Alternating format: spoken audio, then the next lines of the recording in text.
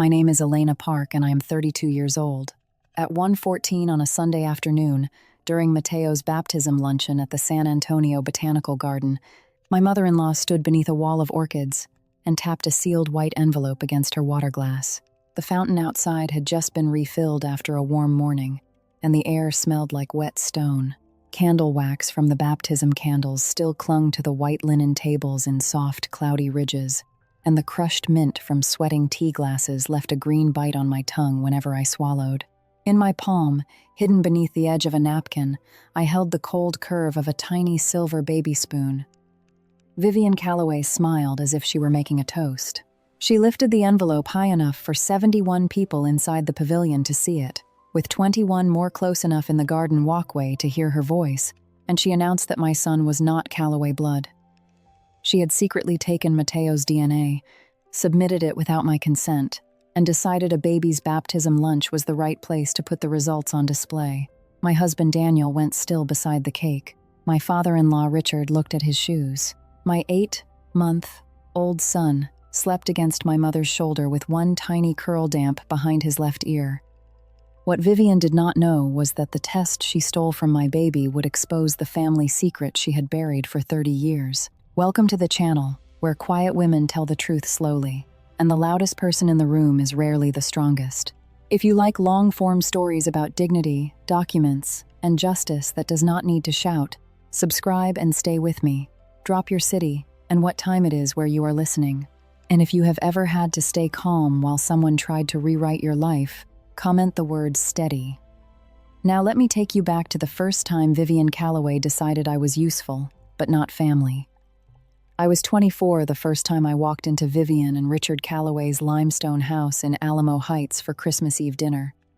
Daniel and I had been dating for 9 months.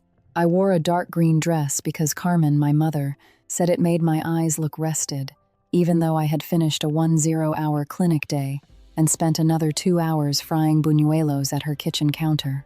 The box sat warm in my lap on the drive over, dusted with cinnamon sugar that slipped through the cardboard seams and settled on my fingers. Daniel kept glancing at me from the driver's seat, rubbing his wedding finger, though there was no ring there yet, telling me his family could be a lot, but they meant well. That was the first phrase I learned to inspect from every angle. Could be a lot. Meant well. The Calloway house smelled like pine garland, roast beef, and lemon polish. There were 27 people in the dining room, though Vivian said 26 twice, because she did not count the hired server. A woman older than Richard who moved through the room with a tray of stuffed mushrooms, and the posture of someone trained not to be noticed. Silver candlesticks stood in a line down the table. The chandelier hummed faintly above us, not loud enough for most adults to mention, but sharp enough that Daniel's 6-year-old nephew kept pressing his thumbs hard into the centers of his palms. I noticed his shoulders first. Children tell the truth with shoulders before they have words for it. His were inching up toward his ears every time a chair leg scraped the marble floor. The kitchen light flickered each time someone opened the swinging door, and he flinched on the third flicker, then the fourth. His breathing changed. Not dramatic, just shallower, faster through his nose. He had gravy on one sleeve and both feet tucked under his chair. I had brought a small sensory toy in my purse, a quiet little loop of textured silicone beads I used sometimes with children who needed their hands to have a job while their ears survived a room. I placed it near his plate without announcing it. He looked at me once, took it, and the line of his jaw softened. Vivian saw it before the boy's mother did. Her silver serving spoon clicked 3 times against the roast platter before she looked at my hands. She wore winter white, even in a kitchen full of gravy steam, and her rings sat high on her fingers like little guards. That is sweet, Elena, but we do not need therapy tools at Christmas. We need people to behave, she said it lightly. That was Vivian's talent. She could wrap a cut in tissue paper and call it etiquette. The boy's mother laughed too fast. Richard adjusted his handkerchief in his jacket pocket. Daniel looked down at his plate. I did not take the toy back, I said, evenly, that sometimes hands helped ears. No one answered. The boy held the beads for 18 minutes. I counted because his breathing slowed at minute 4, and by minute 7 he was eating potatoes. When dessert came, He stayed at the table instead of hiding under it. His mother touched my elbow in the hallway and whispered that dinner was usually hard for him. Vivian called from the dining room that coffee was being served, and the mother let go of my sleeve like she had been caught stealing. In the driveway later, the cold air smelled like cut grass and car exhaust. Daniel thanked me. Quietly, privately, he said I had saved the evening. I remember looking back at the house, where Vivian stood framed in gold window light, accepting compliments on a peaceful family dinner. The pine garland brushed the glass whenever the heat came on. That night taught me the arrangement. I could help. Vivian could dismiss. Daniel could thank me where no one heard it. 4 years passed before I learned how expensive private gratitude could become. When I was 28, Vivian asked me to help with a donor breakfast for the Calloway Family Clinic. She called it a little administrative support, though it became 43 volunteer hours over 6 weeks. I corrected mailing addresses that had been wrong since 2011. I sorted donor files by pledge year, rebuilt a spreadsheet that opened with 17 error messages, and designed a child accessibility resource table because a clinic with the family name on the door should have something useful for families who had children with feeding issues, sensory needs, and mobility differences. The breakfast was held in a hotel ballroom with a ceiling too low for the chandeliers. The room smelled like scrambled eggs, fresh carpet, and silver polish. My coffee had gone cold by 8:19 a.m., untouched beside a stack of name tags. When the plaque was unveiled, there were 11 names on it. Mine was not one of them. Vivian's pearl earrings moved when she leaned close to me. She did not whisper. She preferred to let the people nearest us hear just enough. "You are family adjacent, dear. Plaques are for Calloways." Daniel saw the plaque. He saw me see it. He said later in the parking garage, where the concrete smelled damp and our footsteps echoed 5 levels up, that we could talk about it when things settled. I learned then that later was a drawer people used for things they had no plan to repair. At 31, 6 months pregnant, I sat at Vivian's baby shower luncheon at a country club where the water glasses tasted faintly of cucumber and chlorine. The seam of my maternity dress pressed under my ribs every time Mateo shifted. Vivian held up a blue monogrammed blanket with the Calloway crest stitched in silver thread and made a little performance of smoothing it across her arms. She said she hoped the baby would look like one of theirs. 7 women laughed. Then Vivian smiled at my stomach and said, "Genes do have a way of telling the truth." I took one slow sip of cucumber water. It was too cold. My teeth hurt for 2 seconds. By then, she had already begun building a courtroom out of casual remarks. The person who saw it earliest was my grandfather, Dr. Mateo Reyes. 4 years before the baptism, when I was 28 and newly engaged, he invited me to his kitchen on the south side of San Antonio. His house was small, painted pale yellow, with a porch that always smelled faintly of dust, basil, and the warm metal of old window screens. Inside, he kept the same yellow formica table he had owned since 1974. The edges were worn smooth where my grandmother's wrists had rested while she kneaded dough, paid bills, and scolded him for eating pan dulce before dinner. His old pediatrician's bag sat on the floor beside him. Even retired, he kept it polished. The leather had cracks along the handle, and when he opened it, it released the clean scent of alcohol wipes, paper, and something medicinal I associated with childhood fevers, and his cool hand on my forehead. He did not ask me to justify why Vivian's remarks bothered me. He listened while I told him about the Christmas dinner, the donor plaque, the way Daniel loved me in private and became quieter in public. He stirred honey into his tea 7 times, slowly, with the same patience he once used to inspect a child's ear. Then he said some people ask for proof because they love truth, and some ask because they want a weapon. He slid Priya Nandakumar's card across the table. The card was cream with black lettering and one small embossed line under her name. It felt heavy for its size. I turned it over once. There was nothing on the back. He told me to keep it where I kept documents, not where I kept feelings. That was Dr. Reyes. He did not treat worry like weather. He treated it like a symptom. He would take its temperature, measure its duration, ask what made it better and what made it worse. Then, he would plan. 2 months before Mateo was born, at my baby shower in my mother's backyard, he gave me the spoon. The day was warm enough that the frosting on the cake softened at the edges by noon. My mother's jasmine had bloomed along the fence, and the air smelled like sugar, cut lemons, and clean cotton from the cloth napkins Carmen had ironed that morning. I was 31 weeks pregnant. My ankles were swollen. Mateo had hiccups for 6 minutes while Nora Calloway twisted a napkin into a rope beside me and pretended not to hear Vivian talk about Calloway eyes. Dr. Reyes arrived late because he had stopped to buy batteries for a neighbor's blood pressure cuff.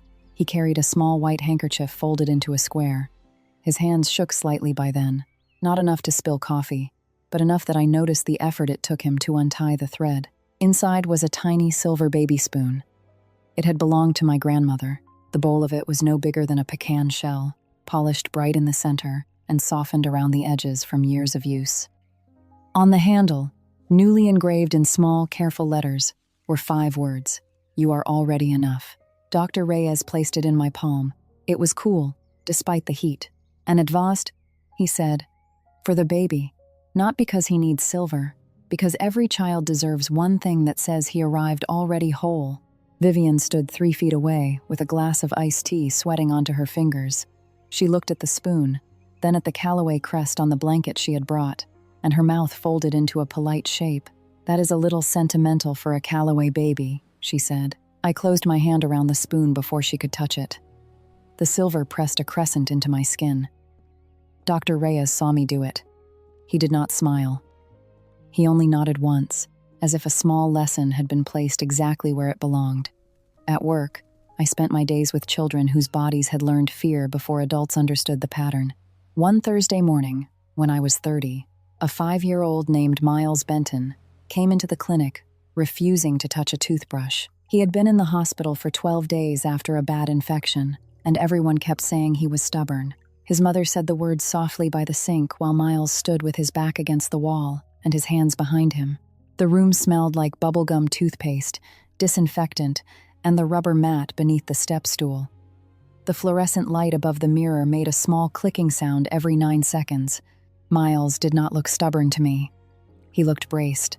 When his mother lifted the toothbrush, he pulled his chin back before she came within 6 inches of him. Light touch made him flinch. Firm pressure made him steady. I noticed that when he pressed his shoulder into the wall, his breathing slowed, so I changed the order. I let him push both palms against mine 10 times. I wrapped the toothbrush handle in a warm washcloth and held it in my own palm until the plastic lost the cold edge children notice before adults do.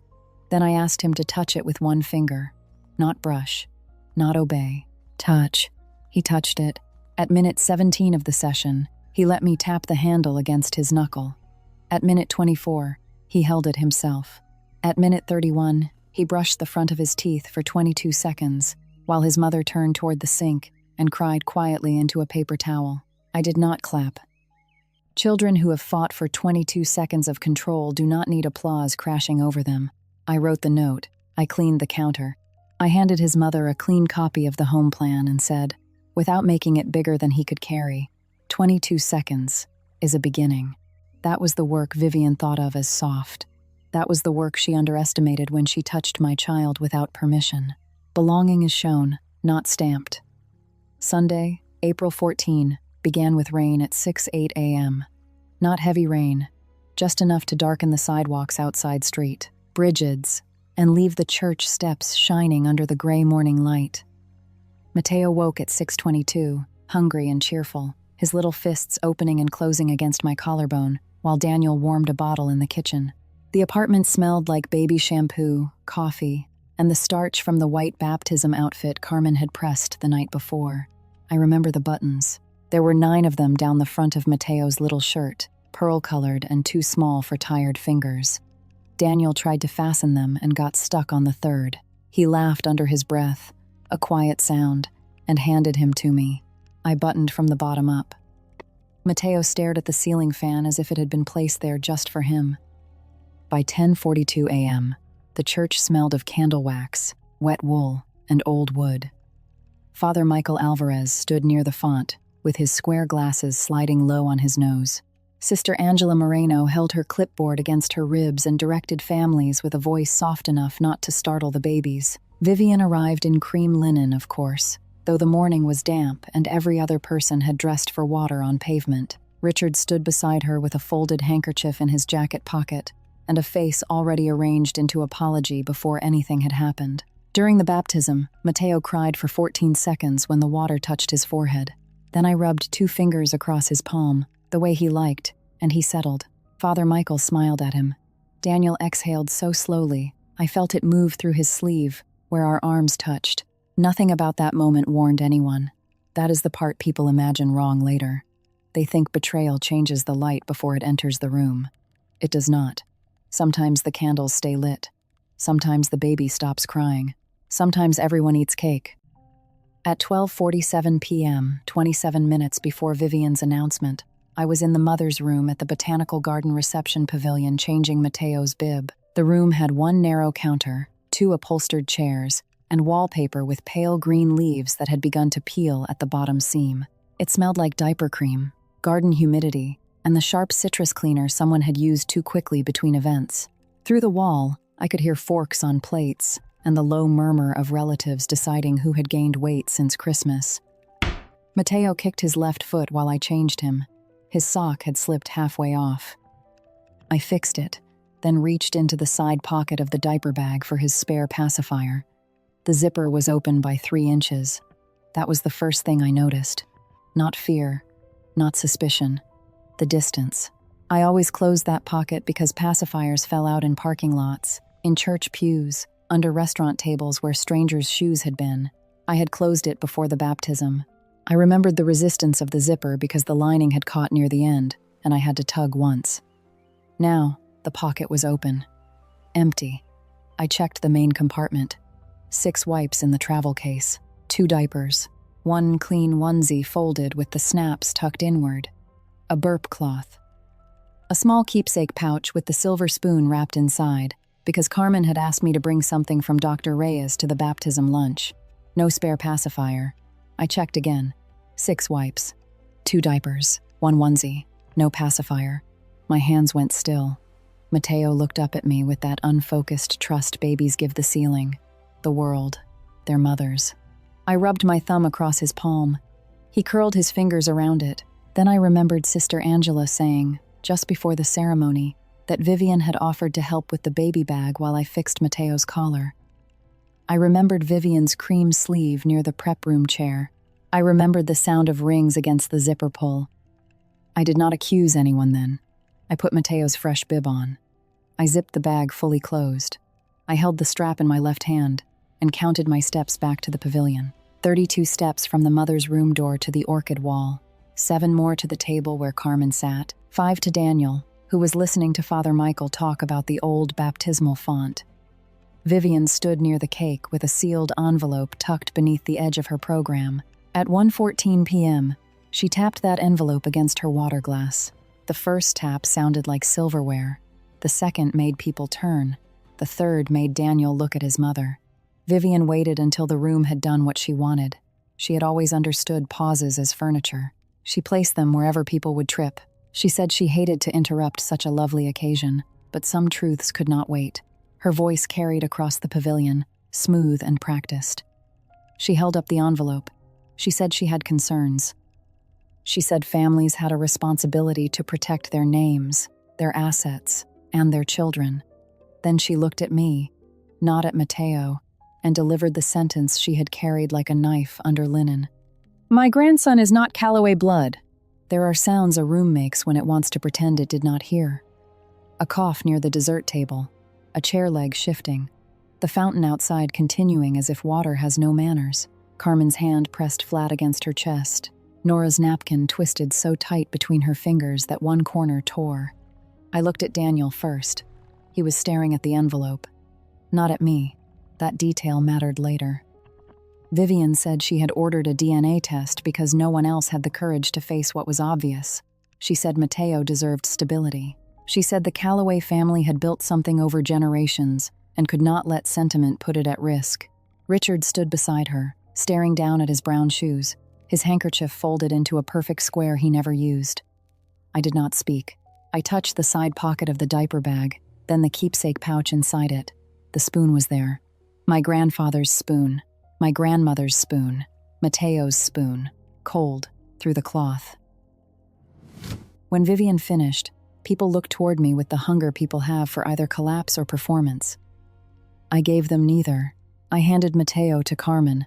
I told her to hold him with his left cheek against her shoulder, because he had been favoring that side all morning. Then I walked to the garden restroom. The restroom was down a stone path slick from the earlier rain. It smelled like wet leaves, soap, and the faint metal tang of old pipes. I entered the last stall, locked the door, lowered the lid, and sat down with my knees close together. For 4 minutes, I held the silver spoon in my palm. I pressed the bowl of it into the center of my hand until it left a curved mark. Not because silver solved anything, because touch gave my body one place to put the noise. Vivian knocked first. 3 knocks. Sharp, rings against wood. She said through the door that I should not make a scene. Daniel knocked once 38 seconds later. He said my name. Richard never knocked. I counted the seconds between them because counting was better than letting the room decide my shape. At 1:23 p.m., I called Priya Nandakumar. Her office line transferred to her cell after 2 rings. When she answered, there was traffic behind her and the soft click of a turn signal. I had not spoken to her since Dr. Reyes died 14 months earlier, when she sent a brief note saying he had left certain documents in safekeeping and that I should contact her if any family dispute touched Mateo's welfare, medical consent, guardianship, or trust access. At the time, I thought my grandfather had been careful. Sitting in that stall, with Vivian's envelope still warm from the room behind me, I understood he had been exact. I told Priya what Vivian had done. I told her the time, the location, the missing pacifier, the announcement, the 92 invited guests, the words "not Calloway blood." I did not cry. My voice sounded smaller in the stall because tile gives everything back without mercy. Priya did not waste words. She said Dr. Mateo Reyes had retained her years earlier for a family protection file. The file included notarized medical consent instructions, a guardianship letter, a sealed affidavit from him, and a protected legal fund. She said the DNA lab Vivian used may have accepted a false consent form if it processed a sample from a minor without either legal parent signing. Then she paused. It was not a soft pause. It was the kind a person uses before placing a fact on a table. Elena, the test is not the only problem. The petition appointment is tomorrow morning. That gives us less than 19 hours. I looked down at the spoon in my palm. The bathroom soap dispenser dripped once into the sink outside the stall. Priya said Vivian had an 8:30 a.m. appointment the next morning to file an emergency custody petition claiming I had concealed Mateo's true parentage and was unfit to manage the child care trust. There it was. The trust. Dr. Reyes had set aside $450K before he died. Not as a gift to me, not as a prize for the Calloways, but as a child care trust for Mateo's therapies, education, medical needs, and any support he might require if Daniel or I were gone or incapacitated. Vivian had asked about it 6 times after the funeral. She called it prudent interest. She asked who controlled it, when it matured, whether grandparents could have oversight. I told her each time that the trust belonged to Mateo. She heard challenge where there was only fact. Through the restroom door, Vivian said my silence was not helping me. I looked at the hinge. One screw was loose. The metal plate trembled when she knocked again. I told Priya I needed to return to the room. Priya said to document, not debate. Photograph the envelope. Photograph anything Vivian had printed. Ask calm questions in front of witnesses. Do not touch the DNA report if Vivian was holding it. Do not let Mateo out of my mother's arms or Daniel's. Do not let Vivian near the diaper bag. She said she would pull the file. She said she would come. I put the spoon back in the keepsake pouch, washed my hands for 20 seconds because habit survives humiliation, and looked at myself in the mirror. My eyes were dry. My lipstick had faded at the center. There was a small crescent mark in my palm. When I returned, Vivian was enjoying the second act of her own performance. She stood near the baptism cake with the DNA envelope placed beside it as if it were a place card. The cake was white with pale blue piping, and the envelope leaned against the bottom tier, touching the frosting board. That detail bothered me more than it should have. A legal threat beside buttercream. A child's name in sugar inches from a stolen sample. Vivian told Margaret Ellis that the court would want stability. Margaret, Vivian's older cousin, wore pearl earrings and a navy dress with a small stain near the hem from tea. She had been a county records clerk for 31 years before retiring, and she had the habit of counting facts on her fingers even in casual conversation. She looked from Vivian to the envelope, then to me. Vivian continued as if she were explaining a seating chart. She said the important thing was that Mateo stayed with people who knew who they were. Richard nodded beside her without looking at me. On the table, under Vivian's left hand, was a printed visitation calendar. I recognized the format because I used similar calendar pages for clinic families. Vivian had written her own name over Elena's weekday mornings in blue ink. Monday, Wednesday, Friday, 9 to noon. She had not written Daniel's name. She had not written mine. She had written Vivian across the spaces where my son napped, fed, learned faces, learned hands, learned the difference between being held and being possessed. Daniel saw it. His thumb went to his wedding band and rubbed once, twice, 5 times. He opened his mouth, then closed it. I took out my phone. I photographed the envelope beside the cake. I photographed the calendar. I photographed the table, the placement, the lab name visible through the envelope window, Vivian's hand near the corner, Richard standing by while she spoke. I took 8 photos in less than 1 minute. No flash, no confrontation, no raised voice. If this story is hitting close to home, comment the word proof below. Not because proof makes pain disappear, because proof keeps people from rewriting what happened. Now, back to the story. After the photographs, I walked toward Sister Angela. She was near the pavilion entrance, clipboard hugged to her ribs, speaking softly to Father Michael about returning the baptismal candle holders to the church. The garden air had thickened with afternoon humidity, and the orchids behind Vivian looked glossy and overfed. Sister Angela looked at my face and stopped mid-sentence. I asked her whether anyone handled the diaper bag before the baptism.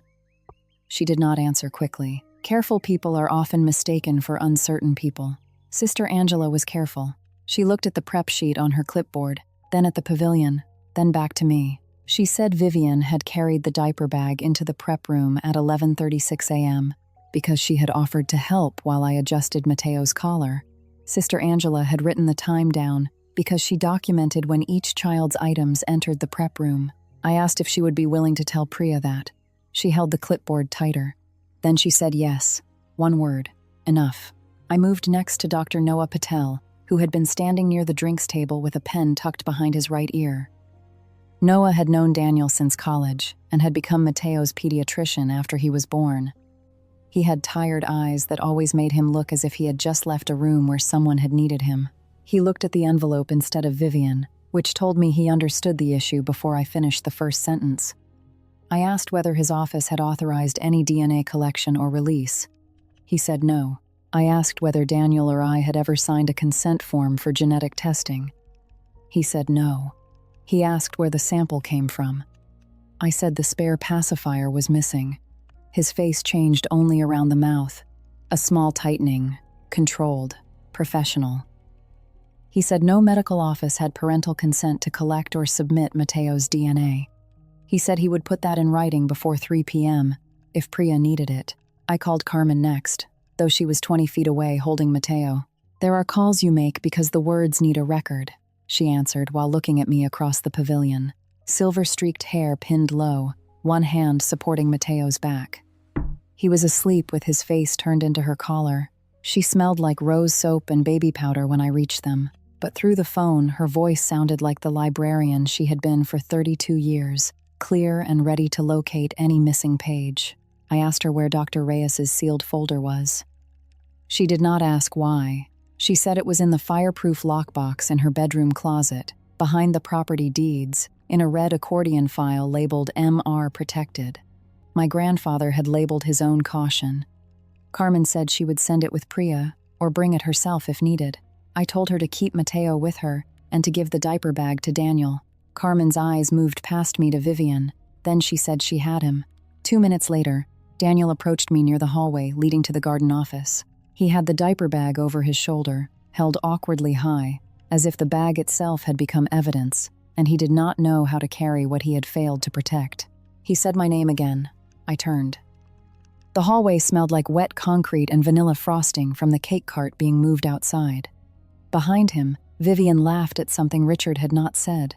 Her laugh had edges. Daniel's face looked younger than 34. Not innocent. Younger. There is a difference, he said. He should have spoken at the table.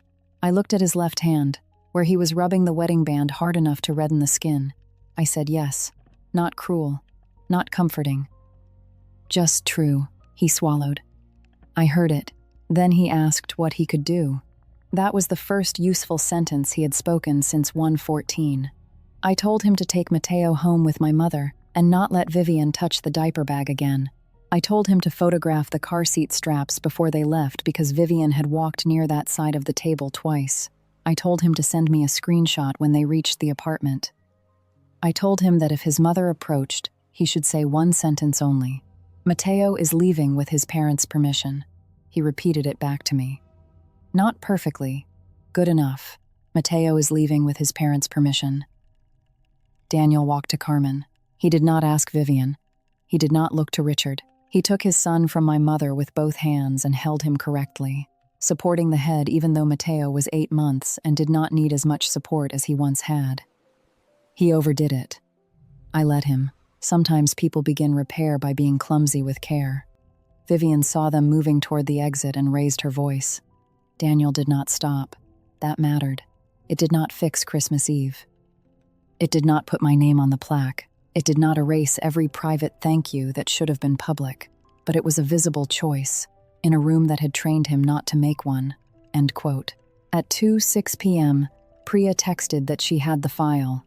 At 2:18, Noah sent a signed statement on clinic letterhead. At 2:31, Sister Angela sent a photograph of the prep sheet showing Vivian's name written beside diaper bag assist. 11:36 a.m. At 2:44, Carmen sent a photo of Dr. Reyes's red accordion file on her kitchen table. Beside it, she had placed his old reading glasses. I do not know why that detail steadied me, but it did. The lenses caught the overhead light in 2 pale squares. Vivian kept talking. That was her error.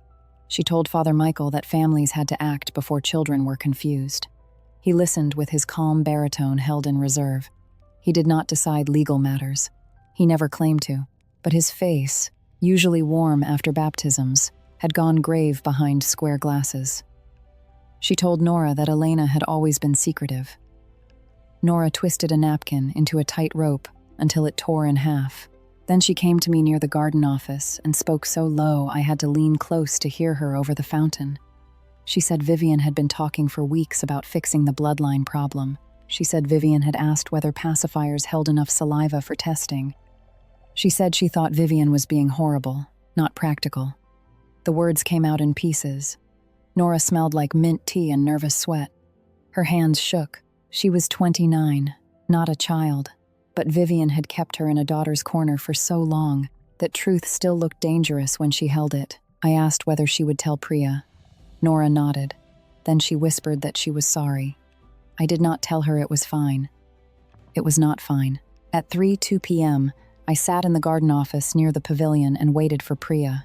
The office had 1 metal desk, 2 folding chairs, and a printer that breathed warm toner into the room every time someone outside sent a form. It smelled like copier toner, wet leaves, and vanilla frosting from the cake cart parked outside the glass wall. My blouse sleeve was damp from holding Mateo earlier, and when I touched it, the cotton felt cold against my wrist.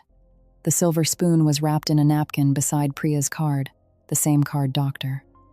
Reyes had slid across his kitchen table 4 years earlier. Through the glass, I could see Vivian holding court with 14 relatives around her. She stood with the DNA envelope in one hand and the printed calendar in the other. She had begun to enjoy herself again. That was the cleanest sign of her confidence. Her shoulders were relaxed. Her smile had returned. Richard stood half a step behind her, the way he always did when her version of events needed a witness but not a partner. For 9 seconds, I wondered whether silence would be easier for Mateo today. I counted them. 1. The fountain. 2. Vivian's rings. 3. Carmen's empty chair. 4. The frosting smell. 5. Daniel's late courage. 6. The open zipper. 7. The missing pacifier. 8. The 8:30 appointment. 9. My grandfather's handwriting on a red file label. Silence would not keep Mateo safe. It would only teach Vivian that the first theft had worked. At 3:27 p.m., Priya arrived. She wore a navy suit, darkened at the shoulders from the rain, starting again outside. Narrow black reading glasses hung from a silver chain against her blouse. In her left hand, she carried a navy folder. In her right, a flat leather document case with the corners worn from use. She did not rush, though I knew she had driven across town in less than 35 minutes. She entered the office, looked once through the glass at Vivian, then placed the folder on the desk. Her voice was plain. We do this calmly, in front of witnesses, and only with what we can prove. She opened the folder. Inside were Dr. Reyes's sealed letter, notarized medical consent instructions, the guardianship letter, the legal defense trust reference, Noah's statement, Sister Angela's prep sheet, Nora's written note, and a preliminary lab intake copy that made Priya's mouth tighten for half a second. Vivian had signed as maternal guardian, not grandmother, not concerned relative, maternal guardian. The ink on the intake copy was blue. Her V swept too far left, the same way it did on birthday cards and checks and every note she had ever written on cream stationery. She had not only taken the sample, she had assigned herself a role no one had given her. Priya looked at me over her glasses. She asked whether I wanted the room cleared first. I looked out at the pavilion, the orchids, the cake, the wax, the relatives who had heard Vivian shame my child in public and were now waiting to see whether I would carry that shame away quietly so dessert could resume. I said no. The botanical garden pavilion was warmer by then. The rain had stopped again, leaving the air damp enough that the linen tablecloths clung slightly to the edges of the tables. The orchids smelled faintly sweet and wet, like petals held too long in a florist's cooler. Forks scraped dessert plates. The fountain outside kept running, steady and indifferent. White linen cloths were wrinkled from 2 hours of elbows, and candle wax had pooled near the baptism favors in small ivory puddles. 92 people had been invited. By the time Priya entered the pavilion with me, 71 remained inside, and 21 more stood close enough in the garden walkway to hear Vivian's voice whenever she wanted to be heard. I remember those numbers because Vivian had built her accusation for an audience. It seemed fair to count the audience accurately. She stood near the baptism cake in cream linen, one hand on the DNA envelope and the other on Mateo's printed visitation calendar. Her rings made small, bright flashes each time she gestured. Richard was at her left shoulder. Nora stood behind a chair, holding the back of it with both hands. Carmen had returned from helping Daniel settle Mateo in the car and stood near the entrance, silver hair damp at the temples from the rain. Sister Angela had her clipboard against her ribs. Margaret Ellis touched her pearl earring once. Noah had removed the pen from behind his ear and held it in his right hand, like he might need to sign something before the next breath. Vivian saw Priya and did not know who she was. That gave her 6 more seconds of confidence. She used them poorly. She lifted the envelope again and repeated the cruelty, because Vivian believed repetition could turn accusation into record. I am sorry Elena is upset, but my grandson is not Calloway blood, and we have to protect this family. Carmen went still with one hand on the back of a chair. Sister Angela lowered her clipboard and stopped mid-step. Margaret Ellis pressed her pearl earring once, hard enough that the lobe reddened. Dr. Noah Patel looked at the envelope instead of Vivian. Daniel, who had come back after securing Mateo with my mother's neighbor waiting in the car beside Carmen's vehicle, looked at me, not his mother, for the first time in the public room. I stood for 11 seconds without answering. I counted because counting gave my hands something to do. 1. A fork touched a plate. 2. The fountain outside struck stone. 3. Vivian's rings clicked against the envelope. 4. Nora's breath caught. 5. Father Michael shifted his weight but did not interrupt. 6. Richard stared at his shoes. 7. Priya opened her folder. 8. The candle wax smell thickened in the warm room. 9. Daniel's hand left his wedding band. 10. My palm remembered the spoon. 11. The room expected me to defend myself loudly. I did not. Pause here.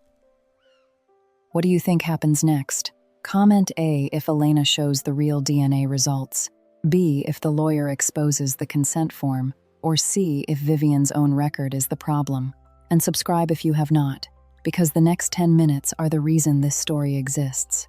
I walked to the table beside the baptism candle. The candle wick had burned down at a slant, and the wax had run along one side in a pale ridge. I took the silver spoon from the napkin. The metal had warmed slightly from my hand, but still carried that clean, cool weight I remembered from my baby shower, from Dr. Reyes's kitchen, from the stall where Vivian knocked and told me not to make a scene. I placed the spoon beside the candle, not beside Vivian's envelope. I did not touch her envelope. Then I looked at Vivian. Vivian, before anyone discusses my son's blood, Priya Nandakumar is going to discuss your signature. And, quote, Priya stepped forward. She introduced herself as Elena's family law counsel. Her voice was not loud, but it reached the back of the pavilion because she cut away every unnecessary word. She asked Vivian whether she had submitted Mateo Calloway's DNA sample personally. Vivian's chin lifted. I did what any grandmother would do. Her voice had changed, less polished now, more metal. I said, no, you did what no parent allowed. I lied. That was the first time the room understood this would not be a family argument. Priya placed the preliminary lab intake copy on the table, angled so Vivian could see it but not touch it. She stated that Mateo Calloway was a minor child. She stated that neither legal parent had provided written consent for DNA collection or submission. She stated that the lab intake form listed Vivian Calloway as maternal guardian, which she was not. Vivian's eyes moved to the paper. Her mouth opened, then closed. Priya continued. She said, Doctor, Mateo Reyes had left notarized medical consent instructions 4 years earlier, naming me as the authorized holder of the child protection file and warning against unauthorized family testing. She removed a second document from the folder and placed it beside the spoon. The silver spoon, Dr. Reyes's sealed letter, and the notarized instructions made a small line across the white linen. 3 objects, a child's object, a dead man's warning, a legal record. The room had become so quiet I could hear the ice shifting in someone's tea glass. Priya explained that Vivian's DNA submission had produced more than the result Vivian expected. The lab's comparison had generated a family relationship discrepancy. When Vivian tried to use the test to prove Mateo was not a Calloway, the records instead showed that Vivian's own birth record did not match the family history she had repeated for 30 years. The air changed. Not because adoption is shameful. It is not. A private adoption is not a stain, not a failure, not a lie by itself. Children enter families through many doors, and none of those doors make them less worthy of the name they are given. The shame in that room was not that Vivian had been adopted. The shame was that she had built a weapon out of blood while hiding the papers that proved she, too, had been loved into a family by law, by choice, and by signatures. Margaret Ellis stepped forward before Vivian could speak. Her pearls trembled slightly. She adjusted her glasses and looked at the document Priya placed on the table, a certified copy with a county seal. Margaret's hand rose, and she counted facts on her fingers the way she had done for 31 years in records. She said that was a Bayard County amended record. She knew the seal. Vivian turned toward her so sharply one of her earrings swung against her neck. Her jaw worked twice before sound came out. Her right hand tightened around the DNA envelope until the paper buckled. The color drained unevenly from her cheeks, leaving 2 red patches high under her eyes. For the first time since I had known her, Vivian looked less like a woman managing a room and more like a woman trapped in one. Carmen spoke next. My mother did not move from the chair back she held. Her voice was steady, but I saw her fingers press hard into the wood. She said her father kept that file because he knew Elena would need more than comfort. Sister Angela took 3 small steps forward. Her shoes made soft sounds against the pavilion floor. She lifted her clipboard. She said Vivian had the diaper bag alone before the ceremony. She had written the time down on the prep sheet. Margaret Ellis looked at Vivian, then at Richard. She said again, lower this time, that she knew the seal. Doctor, Noah Patel replaced the pen behind his ear. then removed it again, as if his hand needed the motion before he spoke. He said no medical office had parental consent to collect or submit that child's DNA, one by one, not a chorus shouting, a record forming. Vivian tried to recover with privacy. That form is private, Priya answered without looking away from the document. Private records do not excuse illegal collection from a minor. Vivian pointed at me then. Her finger shook once, and that small tremor seemed to make her angrier. Elena must have arranged this. Priya tapped Dr. Reyes's notarized instructions once with the edge of her reading glasses. Dr. Reyes's documents predate Mateo's birth and Vivian's test. Vivian's voice rose. I was protecting my grandson. Priya closed the folder halfway. Protection requires authority. Vivian had none. Richard finally lifted his head. His handkerchief was in his hand now, unfolded but unused. He looked at Vivian, then at Daniel, then at me, and tried to place a soft blanket over a blade. He said Vivian only wanted certainty. Daniel spoke before I did. His voice was rough, but he did not look away from his father. She wanted control, Dad. Certainty was the costume. The sentence landed harder because Daniel had been silent for so long. He did not take over. He did not make a speech. He did not turn his late courage into a parade. He said one true thing in the room where it needed to be said. Richard's mouth closed. Vivian stared at Daniel as if he had broken a family heirloom. Maybe he had. Nora made a small sound behind the chair. Not a sob, not quite. She was twisting another napkin, but this time she stopped herself and laid it flat on the table. I saw her do it. So did Vivian. Father Michael moved then, not toward the documents, but toward the center of the room. His square glasses had slid down his nose. He pushed them back with one finger and said a baptism celebration was not a courtroom, but it was also not a place to turn a child into evidence. His voice was quiet. It carried. Vivian looked around the pavilion. This was the moment she searched for the old room. The room where Richard would soften her meaning. The room where Daniel would postpone his objections. The room where Nora would shrink. The room where my mother would be treated as a guest in her own grandson's story. The room where my work would be service. My caution would be dramatics. My son would be proof to be handled by whoever spoke first. That room was gone. Not because everyone became brave at once. Rooms change slower than that. It was gone because the documents were on the table. The witnesses had names, and the baby was no longer inside the space where Vivian could reach him. Priya asked Vivian whether she intended to proceed with the 8:30 a.m. emergency custody petition. The question shocked her. Not because she had forgotten the appointment, because she had believed no one else knew. Margaret's eyes narrowed. Carmen's hand left the chair back and moved flat to her chest. Daniel turned fully toward his mother. Nora whispered, "Oh God," and then covered her mouth. Vivian said nothing. Priya said the petition draft alleged that I concealed Mateo's true parentage, that I was unfit to manage the $450K childcare trust, and that Vivian should have temporary authority over visitation and medical decisions pending review. The amount moved through the room in a low current, $450K has a sound. When people were pretending the issue was heritage, it sounds like chairs shifting. Vivian said the money was for Mateo. Priya said the trust was already for Mateo. Vivian said someone had to make sure it was used correctly. Priya said Dr. Reyes already did. Then Priya placed the trust reference on the table. She did not open the sealed parts. She did not perform. She showed enough. My grandfather's planning had the patience of a man who had spent 50 years listening to children breathe. He had not guessed every detail. He had not known Vivian would steal a pacifier from a diaper bag on a rainy Sunday. He had not known she would place an envelope beside a baptism cake. He had known something simpler. A person who treats belonging as a gate will eventually reach for a lock. He made sure she would not be the only one with keys. Vivian reached toward the DNA envelope. Priya's hand moved first, not touching Vivian, only resting near the document. She said the original should remain preserved. Vivian pulled her hand back as if the paper had burned her. I looked at Vivian then. The room blurred slightly at the edges, not from tears, but from focus. When I worked with children, there was always a point in a hard session where the noise dropped, and I could see only the next safe step, not the full plan, not the whole future. Just the next place to put a foot so no one fell.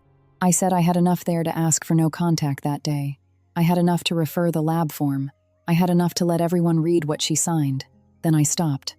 Vivian stared at me. She did not understand stopping. Vivian understood leverage, timing, pressure, reputation. She understood taking the room before someone else did. She did not understand a hand that held power and did not close all the way. I looked at the spoon beside the candle. The engraving was too small for most people to read from where they stood, but I knew the 5 words by touch. I said, Mateo was not a prize for either of us. He was a child. No one spoke for 5 seconds. I counted those too.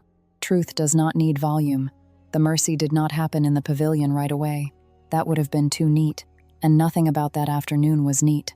Mercy is often described as a soft thing, but mine felt like lifting something heavy with both hands and choosing not to throw it, even though everyone in the room had seen where it could land.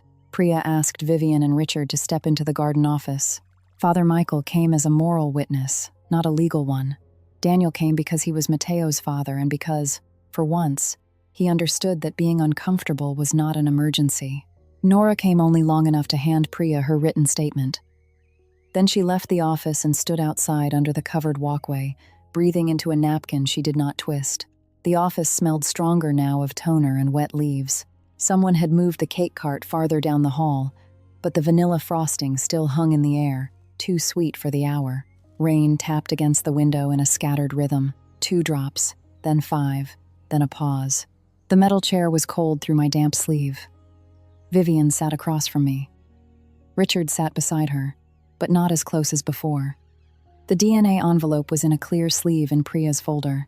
The lab intake copy sat on top. The spoon stayed in my palm this time, hidden beneath the table, its handle resting against the line where the crescent mark had begun to fade. Priya began by listing what we were not doing, not threatening, not bargaining in whispers, listing. I chose not to request an immediate full no-contact order. I chose not to have Vivian publicly escorted out by security. I chose not to send the lab intake form directly to prosecutors that afternoon. Vivian looked up sharply at that last one. There, it was, again. Confusion before gratitude. A person like Vivian does not recognize mercy at first, because she hears every restraint as strategy. Through Priya, I offered a written agreement. Vivian could have supervised grandparent visits after completing parenting education sessions, writing a formal apology to Mateo for when he was older, withdrawing the custody petition before the 8:30 a.m. appointment, and signing a statement admitting she submitted the DNA sample without parental consent. Vivian stared at Priya, then at me. For 12 seconds, only the rain spoke. Then Vivian said, "You are still letting me see him?" Her voice was smaller, but not humble. Not yet. Smaller because her old height had been taken from her. I answered, "I am letting Mateo have a grandmother only if that grandmother learns the difference between love and possession." Richard turned his face toward the window. Vivian looked at him as if he would rescue her. He did not. For once, his silence landed on Vivian instead of me. She seemed to feel it physically. Her shoulders moved, not quite a flinch, but close. The woman who had spent 40 years using his quiet as a cushion discovered the shape of the floor. Priya slid the draft agreement forward. Vivian did not sign immediately. I did not expect her to. Immediate gratitude would have been another performance. Instead, she read the page with a stiff face, while the rain made the garden glass look streaked and old. Her right thumb hovered over the signature line. The blue ink pen rested 4 inches from her hand. Daniel stood behind my chair. He did not touch my shoulder. I was grateful. Support is not always contact. Sometimes it is a man who should have spoken sooner standing still, while the woman he failed finishes the work he made harder. Vivian signed at 4:16 pay. M. Richards signed as witness at 4:18. Priya took the pages, checked every line, and placed them in her folder without ceremony. The luncheon ended in pieces after that. People did not know how to leave a room where dessert had curdled into evidence. They hugged awkwardly. They avoided Vivian. They avoided me too, some of them, because people often feel accused by the sight of someone they did not defend. Margaret Ellis touched my arm and said only that the county seal was real. Sister Angela returned the clipboard to her chest and asked if Mateo was safe at home. Dr. Noah Patel told me he would send a cleaner medical statement by 6 p.m. Father Michael said he would pray for the child first and the adults after. I liked the order. Daniel drove me home at 5:03 p.m. The car smelled like wet upholstery, and the paper bag of baptism favors Carmen had shoved into the back seat because she refused to let Vivian's behavior waste good cookies. Neither of us spoke for the first 11 minutes. I counted streetlights instead. At home, Mateo was asleep in his crib wearing a plain cotton onesie, the baptism outfit already soaking in a basin because Carmen did not trust old church water and garden grass stains to wait. His tiny curl had dried behind his left ear. The apartment smelled like baby shampoo, rain, and the chicken soup my mother made whenever the world did not know what else to do. I washed my hands. I held my son. I did not cry until 8:41 p.m., after Daniel took the bottles from the drying rack and washed them again, because he needed something useful to do with his hands. The tears were quiet and inconvenient. They lasted 3 minutes. Then Mateo stirred, and I wiped my face with the back of my wrist because he needed feeding, not a scene. 3 days later, Vivian's first apology draft arrived by courier. The envelope was heavy cream stationery, the kind she used for thank you notes and social punishments. It smelled faintly, like the same rose hand lotion she had worn at the baptism, a powdery floral scent that brought back orchids, wet stone, and the click of rings on glass so sharply that I had to set the envelope on the kitchen counter for 1 full minute before opening it. The first draft said, "I am sorry everyone got upset." I read it twice. Then I slid it back into the envelope and told Priya that was not an apology, that was weather. Priya was silent for half a second on the phone, and I could hear papers moving in her office. Then she said she would reject it. 2 weeks later, the second draft arrived. The same cream paper, the same careful handwriting. Less perfume this time, or maybe I was less surrounded by the pavilion when I opened it. It said, "I took something from you before you were old enough to say no. I used blood as a test when I should have treated love as a responsibility." That sentence did not repair what Vivian had done. No sentence could. I did not forgive her. On the page, I did not write back with warmth she had not earned, or coldness that would make me resemble her. I approved the letter to be sealed for Mateo. He would read it when he was older, with us beside him, if he wanted, not as proof that his grandmother had become safe, as proof that adults could be required to name what they had done. 6 months after the baptism, Vivian had attended 12 parenting education sessions and 6 supervised visits at a family center with beige walls, plastic toys, and a sign-in sheet where every minute mattered. She was no longer allowed to hold Mateo's medical documents, babysit alone, or contact the lab. Her social circle knew enough that she could not turn the story into Elena being dramatic. She tried, once. Margaret Ellis corrected 3 details before dessert. Richard began attending the supervised visits, but sat apart from Vivian. After 40 years of avoiding public conflict, he sent me one plain note on white paper, not cream. It said he should have stopped her before I had to prove anything. I kept the note in a drawer for 9 days before answering. My reply was 2 sentences. I said I had received it. I said Mateo was well. Mateo grew, healthy and unaware of the adult storm that had moved around his crib. At 14 months, he loved bananas, hated socks, and laughed whenever Daniel made the measuring tape snap back into its case. Daniel became the parent who checked forms twice, signed every medical consent beside me, and corrected Vivian the first time she said "my baby" instead of "your son." He did it in 4 words, "Your grandson, Mom, not yours." Nora apologized privately for staying quiet when Vivian made the Calloway blood comments during my pregnancy. She cried into a paper napkin at a coffee shop that smelled like espresso and burnt sugar. I did not make her apology larger than it was. 6 months later, she became the family member who handled visit scheduling because I trusted her to write down times accurately and because she had learned the cost of leaving words unrecorded. Carmen began Sunday dinners at her own home once a month. Vivian was not invited at first. The table was smaller. The beans simmered for 3 hours. The tortillas came wrapped in a clean towel. Father Michael came once and brought pan dulce in a pink box. Doctor. Noah stopped by after a shift and fell asleep in an armchair for 18 minutes while Mateo played with his shoelace. Family became quieter, smaller, and more honest. I returned to work with a sharper reputation, though not for the reason people assumed. I did not teach the story of Mateo's baptism. I taught a parent workshop on consent in pediatric care. The room held 16 adults, 9 coffee cups, and 1 child, asleep in a stroller, near the door. I showed how to ask before touching a child's face, how to explain a medical tool, how to wait 5 seconds for a small hand to open. I wrote 1 sentence on the board and left it there all morning. Children are not evidence. Children are people. I did not mention Vivian. I did not need to. 6 months after the baptism, at 7:12 p.m., I stood in Mateo's nursery while Daniel read him a board book with 6 animal sounds and 1 missing corner where Mateo had chewed it. The room smelled like baby shampoo and clean cotton. The sound machine hummed low, a soft rushing noise that made the apartment feel farther from the road than it was. Above the crib, in a small shadow box, rested the silver spoon. It sat beside a photograph of Dr. Reyes in his kitchen, one hand around a mug, his old pediatrician's bag visible near the chair. Beside the photograph was Vivian's apology letter, sealed in an envelope for Mateo to read when he was older. The spoon caught the nursery light along its rounded edge. The engraved words were small, but I knew them without leaning close. "You are already enough." The spoon was never about silver. It was about a child arriving without a debt to anyone's approval. Blood lies, love signs.